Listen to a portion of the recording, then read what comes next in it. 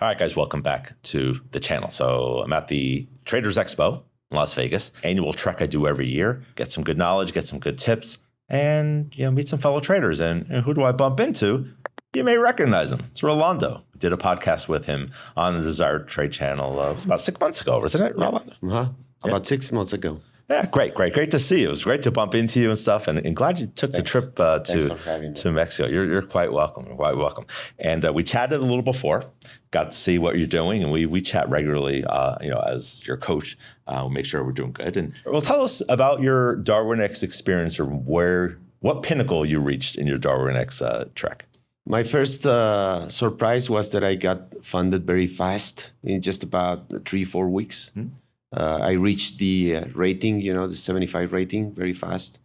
And then on, it was kind of easy, to tell you the truth, too easy. Until this 5th or 6th month, everything started to turn the markets, But back then, I even got to be number 3 in ranking on the silver Darwinex.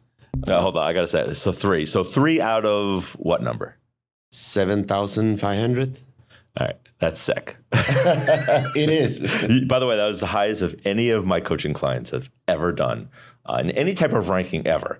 You put that in percent. So you were ranked number 3 out of 7,000 at one point. Sounds great, right? That's exactly. Congratulations. I mean, it's great. And it was great to be part of that. But what we're here to talk about today is something that we all go through as traders. Setbacks can really suck, right? Tell us about where you are in your state and then what you're doing to try and maintain a certain balance. Okay. Setback sucks. You say it well. Well, the first thing I should tell you is that it started to play games with my mindset, looking at the Darwinex stats and stuff. Because everything in Darwinex, it's about equity, not balance. So your rating can be up and down, up and down, up and down, and you start to pressure yourself about the rating and ranking, So did a couple mistakes with that and returned to my normal mindset, but the markets start to change after the end of December, and I started to come down on my equity. So there was a point in which everything I did, it could not fix the issue, even if I was very compliant.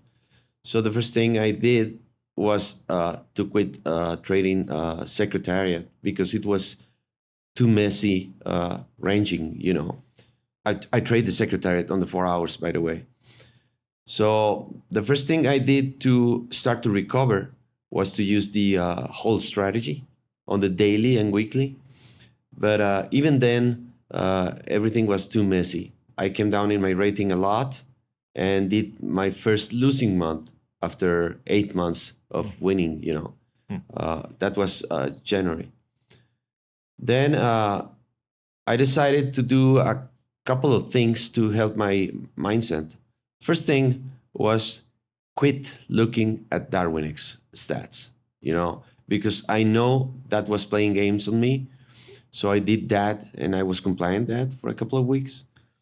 And the next thing I'm doing, which has been difficult, but at the same time, a pleasure, a discovery, was to honor a promise to not looking at P&L. That was a good recommendation you did with me. But I did try that before, but I have to recognize I wasn't able to do it. There was too many years doing the same stuff, And after I did that, I started to recover. But I have to tell you, guys, I've been trading for about 6-7 years, but mostly Forex. And I didn't know nothing about stocks. So stocks is kind of different from Forex. And then I did a few mistakes, especially with earnings, Those earnings got me into several stop losses, which I never did in my Darwinex experience, having a set of stop losses. Never, ever. And got me once again into a February drawdown. And now I'm recovering because I do journal every week, every trade. And I saw that my mistakes are very easy to correct, Take a look at earnings, be aware of them, and not taking trades just before a day of earnings or a couple of days of earnings. I'm holding back my trigger if earnings are coming within the week, which is easy to do. And yeah, right now I have my portfolio working. I have several trades working, trying to copy ETN's strategy about entering, holding the trade, taking first take profit, holding the second position, And if there comes a day where there is another opportunity on the daily or the weekly, there's a new signal or whatever, then I add up another position. And I'm getting there. Right now I have a worst in my life ranking with Darwinex, but I don't care. I'm not looking at it. It's amazing how, and we've talked about this, when you're on your sort of high peak of the mountain, where race is strong because the market will let you know who is boss. And once you get to the top, and 3 out of 7,000, whatever, that's pretty impressive. By the way, the strategies that you talked about are strategies that we discuss with our members and we train them. Those are sort of core strategies of the Desired Trade channel and in our membership. But, again, a lot of traders have their own strategies as well. But one of the few things I want to say, and it is really a challenge to go through the setback. I had a setback last month, and I'm actually kind of still grinding myself back to it. So we understand it happens. But we have almost 150,000 subscribers. Do you think some of those don't have setbacks as well? Put your comments below. Let us know your setback, what you're doing, what you did to get out of it. But I think the first thing as a coach I want to let you know is you were profitable 8 months in a row, and then you're having this setback. You don't get 8 months of profitability by getting lucky. All right. You are following mechanics, maybe 1 month, maybe 2, maybe one, YOLO stock that paid off. So recognize, I think the first step in the plan of a setback, this is for, the audience, but mostly for you, I'm talking to you, Rolando, is to accept the fact that setbacks will happen. Yeah. It's normal. Now, it is. The one thing we want to do is embrace it. It's part of the business. So it's, it's part of the job. And if you don't like that part of the job, then, we need to have another conversation, but just accept it. And once you accept it, you're like, okay. What I'm trying to reassure you is that you didn't have a great month and all of a sudden you're having a setback. You were on a nice little streak and really showing you were executing your plan effectively. You have a month that's where it's negative or something and you lose ranking. And I love the fact that you're not looking at it and your P&L as well. Perfectly normal. This is actually part of a great journey that you're in. Of course, during the setback itself, like I said, they suck. So what do we do to get about it? One is the acceptance, right? But 2, we really want to drill down. You kind of talked a little bit about this just a minute ago. Sorry. Did anything change? Is it you or is it the markets?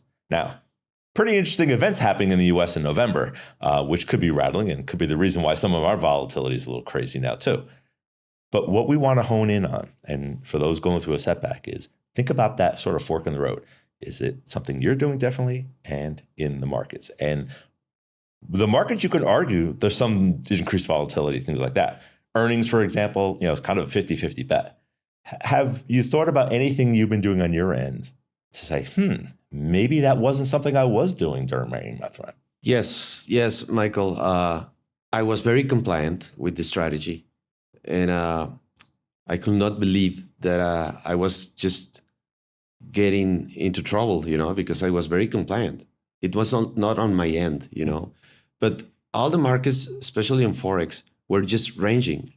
And, remember, Secretariat is for trading markets, And I was stubborn, keeping trading on the same strategy when the market is just ranging. So you do a compliant entry and you are compliant with your execution exit, but that doesn't matter. If the markets are ranging, it's going to go back. It's going to come back. And it was kind of difficult for me to adapt to a new strategy, because I was trading only Secretariat. I decided to jump to a bigger time frame, daily and weekly, to prevent myself from getting into trouble with small ranges and start to trade stocks, which they are kind of different markets, than Forex. And they're a love-hate relationship for sure. Exactly.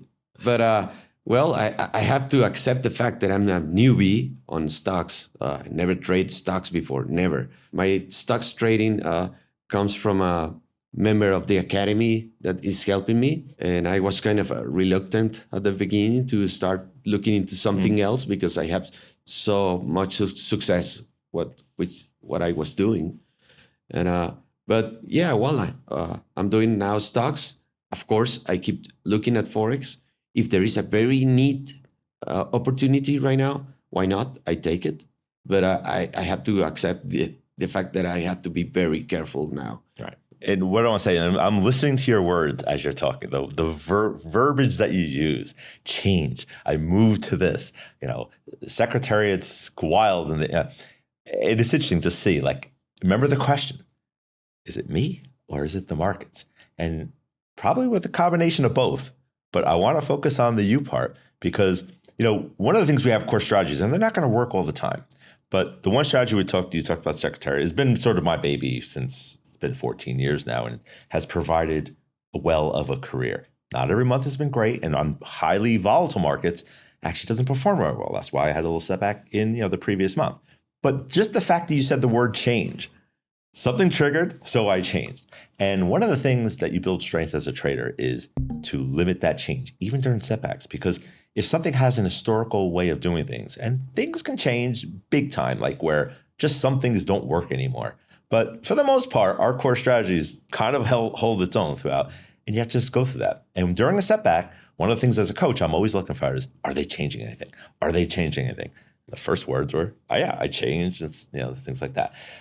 But you're using core strategy, so it should keep you in there, hanging in there. And I like the fact that you're developing and opening your mind to different markets and things like that. So there's a cool thing to this. So, but the first thing as a coach, and this is what I'm, the viewers, ask yourself, did you change anything during your setback? What's amazing is, I want to hear your thoughts on this, is when I see traders who are really confident and doing really, really well, that's where the risk manager gets concerned. It sounds crazy, but I'm the guy at the party who's like the bummer, the downer guy saying, well, don't say anything, but when this turns, I'm going to get the call. When you reach that high mountain, I mean, it's impossible not to, to sustain that. But that's when we start getting a little, over maybe too confident, changing things like that at the slightest bit. So the key is to stick with something that has a mathematical edge throughout time. Obviously, certain markets are going to be vary and things like that. So I want you to think about that and remember that when you're in a setback, and this is for everyone who's in a setback, is be very careful about what you do to change. Because the first thing we're going to look at and say is, did you make any changes? And the ones that don't really make any major changes structurally about themselves and their way of trading, usually the ones where the setback is less. And these are analytics in action over a really big sample of coaching traders and things like that. So think about that. I know it's not easy. All right. I love the fact that you're not looking at your P&L. It took me, 3 years to get you to do that. Don't look at your P&L. Yeah. Because that's not your job, right? Your job is to execute. How has been, you hinted on it, how has your compliance in your trades during the setback been? Have you deviated from sort of core stuff, maybe because of the confidence, or no, it's purely market behavior? Yes. After a series of losing trades, and when I saw that I wasn't able to nail good trades, my mind started to play tricks, So, no, this is not looking good, So I'm gonna better close it, and then I close with small loss, instead of a stop loss. But then, oh dang, the thing came back again. So I started to accumulate small losses, But small losses can add up to big losses, So yes, I started to deviate myself from the plan with Secretariat, and I'm back again, 100% compliant. I prefer not to enter if I'm not completely sure that everything is set as per my rules to entry. Right. I'm being compliant once again. I have to tell you a comment. The first thing a newbie like myself has to comprehend and assimilate is that as a newbie, you are like crazy jumping strategies and stuff. You're always looking for the holy grail. And that's the biggest mistake. So the first thing I did to change that was that exercise we did with Secretariat with the Fivers challenge, you know. Yeah.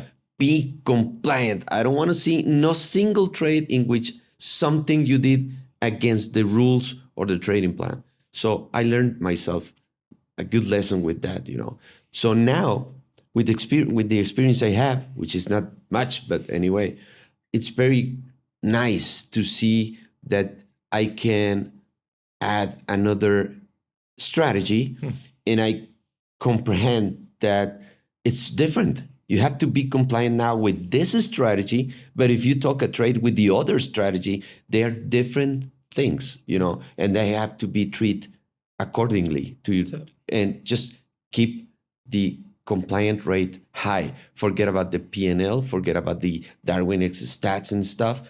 And hold on, this is not the first time I get into a drawdown with a challenge or anything, you know. I have been in a bigger drawdowns and I have been able to recover. By the way, the experience with the Fivers challenge, it's more than maybe a year and a half. And it still is on. I mean, I passed the first challenge, the first phase, and I still hanging on the second phase, you know. So guys, this is normal, you know. But I did deviate from the plan when I started to crumble with losing streaks, you know. And if you're self-coaching or you have an accountability partner, that's the first thing you want to do. Say, is it the markets? Is it me? And I got to tell you, hint, chances are there's something you did. And a lot of times overconfidence can do that. You start making changes or you get greedy, or even worse, and you didn't do this, but you start raising your size. So that's really important. So we're gonna wrap this up. There's a lot of things, and we'll hang in there. I'm going to click on the comments below and see. I want to hear your suggestions of what you do during a setback, but also click the link, special link. We'll have a little special link. I'm going to give you more in depth of some of the advice I'm going to give Rolando. Really one-on-one coaching. I'll summarize it, give it to you as you can look at it and see if it's going to help you. There's a lot here that we have to digest. One, change. Be very careful when you make change. Yeah. Number two, stick to the rules of the plan, even in setbacks, okay? If it is a big change in the markets, which it very well can be, all right, we'll have to assess that. But really, some of the core strategies like Secretariat and things, I've been doing it for 12, 14 years now. And yeah, sure, it has this little quirks and little moments and drawdowns. But once you start deviating, I've stuck to that and it has provided really well. And it's going to be the strategy I think it's going to just, basically I'll do till, the end of my, trading years, which hopefully is a very long time from now. But the most important thing I want you to know, and you've been, a great student and you put up with my crap for years, but it's done for a reason, compliant. Yeah. But the one thing is you won't be doing it alone. All right. I'm not going to leave you. We are going to get through this. All right. You already are. Yeah. But you have those, but it's not just, hey, do this and then walk away. It's really important to have an accountability partner. I'm just really proud to be your coach. We've been through a lot. And most importantly, you've become a good friend. And don't worry, we're going to get you through this and you're going to get back on that track. We're not going to look at Darwinex ratings anymore. No way. But just focus on what?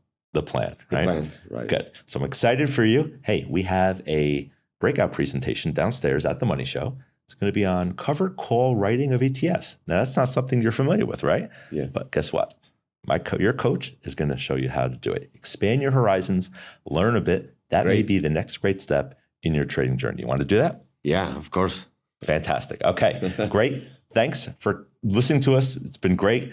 Rolando's one of those students where it just takes a while to kind of get the thing going. It's been a while, but I love the pace he's gone. And I'm really, honestly, and he may want to cover his ears for this, but I'm kind of glad he had this little setback, right? Kind of strengthen the muscles. Understand that overconfidence can be very, very, very dangerous. All right. Thanks again, Rolando. Let's go check out that exhibition downstairs, and we'll see you next time on Desire to Trade.